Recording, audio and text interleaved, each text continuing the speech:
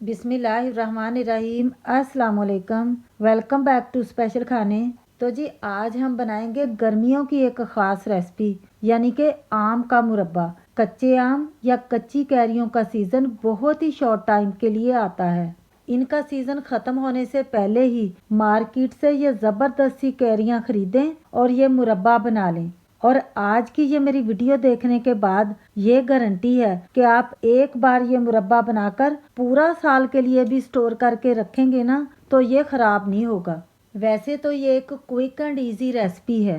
सादा सी चीज़ों के साथ ये झटपट में बनकर तैयार हो जाता है, लेकिन इसको बनाते वक्त आपको कुछ बातों का खास ख्याल रखना होगा, ताकि जब आप मुरब्बा बनाएं तो वो इसी तरीके से रसीला, शीरे में लिपटा हुआ परफेक्ट बनकर तैयार हो। तो चलिए आइए फिर जल्दी से इस रेसिपी को बनाना स्टार्ट कर लेते हैं। आम के इस मज़ेदार से मुरब्बे को बनाने के लिए सबसे पहले तो यहाँ पर मैंने ले ली हैं 750 ग्राम के करीब कच्ची कैरियाँ, यानी कि हमने कच्चे आम ले लेने हैं। आपने भी इसी तरह मेक श्योर करना है कि आम सख्त होने चाहिए, ज़रा भी ये दागी नहीं होने चाहिए, सॉफ्ट नहीं होने चाहिए, क्योंकि हमने मुरब्बा बनाकर तो सेव करके भी रखना है। इसलिए हमने मेक श्योर करना है कि साफ सुथरी कैरियाँ होनी चाहिए। मैंने इनको अच्छी तरह वॉश कर लिया है। इनके ऊपर से सारा पानी भी मैंने ड्राई कर लिया है। कच्चे आम का सीजन बहुत ही शॉर्ट टाइम के लिए आता है, तो आपने जल्दी से इसी तरह कच्चे आम लाने हैं और ढेर सारा मुरब्बा बनाकर अपनी फैमिली के लिए रख लेना है। बस हमने इनकी ना स्किन रिमूव कर लेनी है। आप नाइफ के साथ रिमूव कर सकते हैं या फिर आपने पीलर ले लेना है। बहुत ही आसानी से इनकी ना स्किन उतर जाती है। अब यहाँ पर मैंने सारे आमों में से ना छिलका उतार लिया है। अब हमने इनको काटना है। इस तरह हमने ना इनको स्लाइसिस में काट लेना है। बहुत ज़्यादा स्लाइसिस हमने ना इनके मोटे भी नहीं रखने और बहुत ज़्यादा बारीक भी नहीं रखने, इस तरह के हमने रखने हैं। अगर हमने स्लाइसिस बहुत ज़्यादा बारीक काट लिए ना, तो फिर मुरब्बे की जो लुक है वो नहीं इतनी अच्छी लगेगी। कैरियाँ अभी कच्ची हैं ना, तो ये बहुत ही आसानी से कट रही हैं, ज़रा भी हमें ना प्रॉब्लम नहीं आती इनको काटने में।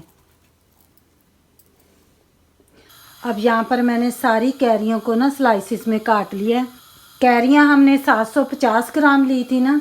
स्किन उतारने के बाद और अंदर की ये गुठलियाँ निकालने के बाद अब इनका वज़न मैंने किया तो ये एग्जैक्टली 500 ग्राम है। अब यहाँ पर मैंने कुकिंग पैन के अंदर पानी को बॉईल होने के लिए रख दिया था। पानी तकरीबन 1 लीटर से थोड़ा सा ज़्यादा होगा। अब हम पानी के अंदर ऐड कर देंगे ½ टीस्पून हल्दी। हल्दी आपने ज़रूर ऐड करनी है। हल्दी से ना मुरब्बे का कलर भी बहुत अच्छा आएगा, और जब हम इसको महफूज करके रखेंगे ना, तो ये इसको फंगस लगने से भी बचाएगी। मिक्स कर लेंगे और हमने पानी में अच्छे तरीके से उबाल आने देना है। अब पानी में उबाल आना स्टार्ट हो चुका है। अब हम इसके अंदर ऐड कर देंगे अपनी कटी हुई कैरियाँ। मिक्स कर लेंगे। पानी में फिर से उबाल आना स्टार्ट हो गया है। फ्लेम को मैंने मीडियम से हाई पर ही किया हुआ है। अब हमने कवर कर लेना है तकरीबन 5 मिनट तक के लिए, ताकि कैरियाँ थोड़ी सी सॉफ्ट हो जाए और इनमें से कच्चापन चला जाए।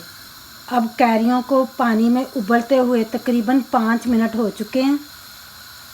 एक दफ़ा हमने अच्छे तरीके से इनको चला लेना है, ताकि इनको हर तरफ से ना अच्छी तरह हीट लग जाए। हमने कैरियों को बहुत ज़्यादा सॉफ्ट नहीं करना, तकरीबन हमने इनको 70% तक ही गलाना है, क्योंकि फिर बाद में इन्होंने शीरे के अंदर भी जाकर पकना है। यहाँ पर मैं आपको दिखाती हूँ। अगर हम नाइफ़ अंदर डालें तो नाइफ़ इजीली इनके अंदर जानी चाहिए, लेकिन शेप इनकी बरकरार रहनी चाहिए। बस अब हमने फ्लेम को कर लेना है और पानी को ना स्ट्रेन कर लेना है। यहाँ पर मैंने एक बोल ले लिया है, उसके अंदर मैं सिव रख रही हूँ। कैरियों का सारा पानी हमने ड्रेन कर लेना है। पानी निकालने के बाद हमने अभी कैरियों को साइड पर रख लेना है, और पानी को भी हमने डिस्कार्ड नहीं करना। अभी हम इस पानी को भी यूज़ करेंगे। अब यहाँ पर मैंने एक पैन ले लिया है। 500 ग्राम कैरियाँ थी तो मैं यहाँ पर 500 ग्राम ही शुगर ऐड कर दूँगी। यहाँ पर आपके पास 3 ऑप्शन है, आप चाहें तो आप गुड़ इस्तेमाल कर लें या फिर आप मिश्री का इस्तेमाल कर सकते हैं या मेरी तरह शुगर ही आप इस्तेमाल कर सकते हैं। नॉर्मल तो बाज़ार के मुरब्बे के अंदर शुगर ही इस्तेमाल की जाती है। अब हमने शुगर के अंदर ऐड कर देना है पानी। ये मैंने वही पानी लिया है जिस पानी के अंदर हमने कैरियों को बॉईल किया था। ये हमने तकरीबन 1.5 कप जितना ऐड कर लेना है।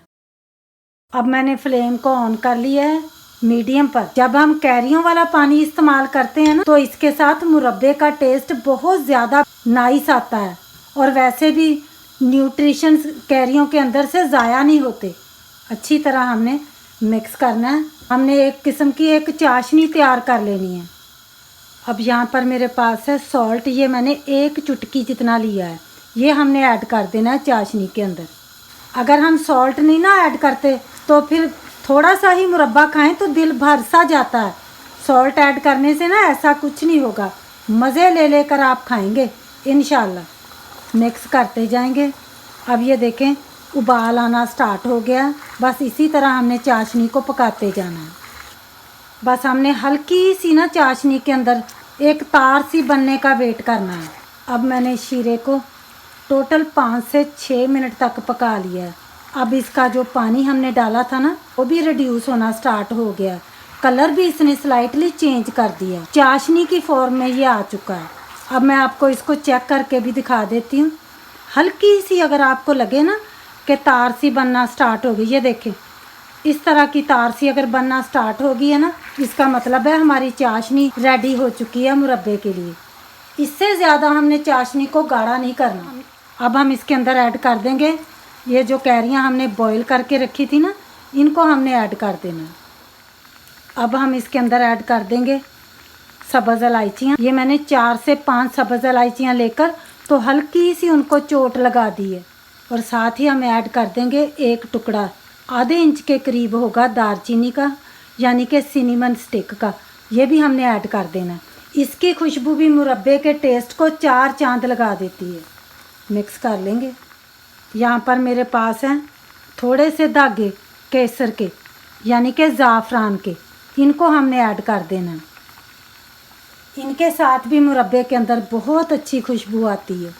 आपने देखा होगा जब आप बाज़ार से मुरब्बा लेकर आते हैं ना, उसके अंदर भी होती है।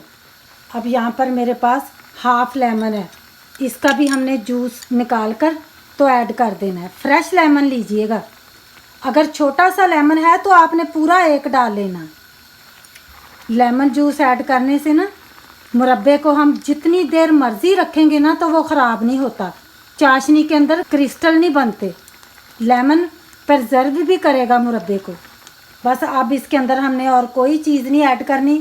थोड़ा सा हम इसको और पकाएंगे, हल्के हाथ के साथ हम ना चलाते भी जाएंगे।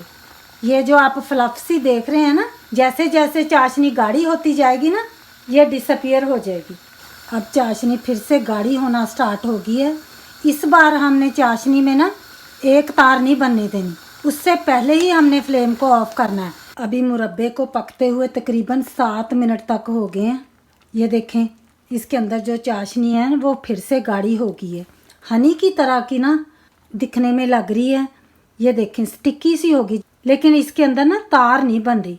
बस इसी तरह का ही हमने ना इसको रखना है, इससे ज़्यादा हमने गाढ़ी नहीं करनी चाशनी। जैसे जैसे मुरब्बा ठंडा होगा ना ये चाशनी खुद ब खुद गाढ़ी हो जाएगी।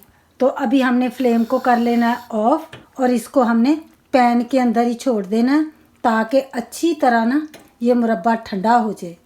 अब यहाँ पर देखें अभी ये कम्प्लीटली ठंडा भी नहीं हुआ और इसकी जो चाशनी है वो कितनी नाइस गाढ़ी हो रही है। कैरियों की शेप देखें माशाल्लाह से कितनी अच्छी है। अब यहाँ पर बादाम ऑप्शनल है, ये कोई ज़रूरी नहीं है कि बादाम हमने ऐड ही करने हैं। ये तो मैं डालती हूँ, हमारे बच्चे घर में ना बहुत शौक से खाते हैं। तो मैंने 7-8 बादाम लेकर गर्म पानी के अंदर सोख करके तो मैंने इनकी स्किन उतार कर तो 2-2 पीसेस में स्लिट कर लिया है। इनको हमने ऐड कर देना है। दिखने में मुरब्बा फिर बहुत ही ज़्यादा अच्छा लगता है। ये जो सिनेमन स्टिक है ना, इसको आपने याद से निकाल देना है जब अच्छे तरीके से मुरब्बा ठंडा हो जाए।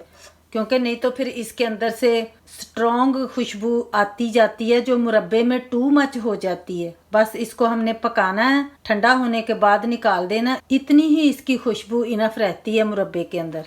माशाल्लाह से ये देखें कैरियां बिल्कुल गल चुकी हैं लेकिन इनकी शेप बरकरार है। बस आपने भी रेसिपी को इसी तरह फॉलो करके बनाना है मुरब्बा, तो इंशाल्लाह आपका भी मुरब्बा परफेक्ट बन के तैयार होगा जिस तरह के आज मेरा हुआ है। जब मुरब्बा अच्छी तरह ठंडा हो जाए तो इस तरह आपने कोई शीशे का साफ सुथरा ड्राई जार ले लेना है, तो उसके अंदर इसको डालकर तो फ्रिज के अंदर इसको ना रख देना है। आपने ड्राई स्पून के साथ इसको निकालना है, उतना ही निकालना है जितनी आपको ज़रूरत है। बकाया फिर आपने फ्रिज के अंदर ही स्टोर करके रख लेना है। मुझे उम्मीद है कि आज की ये मेरी कच्चे आम के मुरब्बे की रेसिपी आपको पसंद आई होगी, तो प्लीज़ शेयर कर दीजिएगा ज़्यादा से ज़्यादा फैमिली और फ्रेंड्स के साथ। दुआओं में याद रखिएगा। फिर मिलेंगे इंशाल्लाह ताला आने वाली मेरी एक बहुत ही ख़ास रेसिपी के साथ। तब तक के लिए ढेरों दुआओं के साथ अल्लाह हाफ़िज़।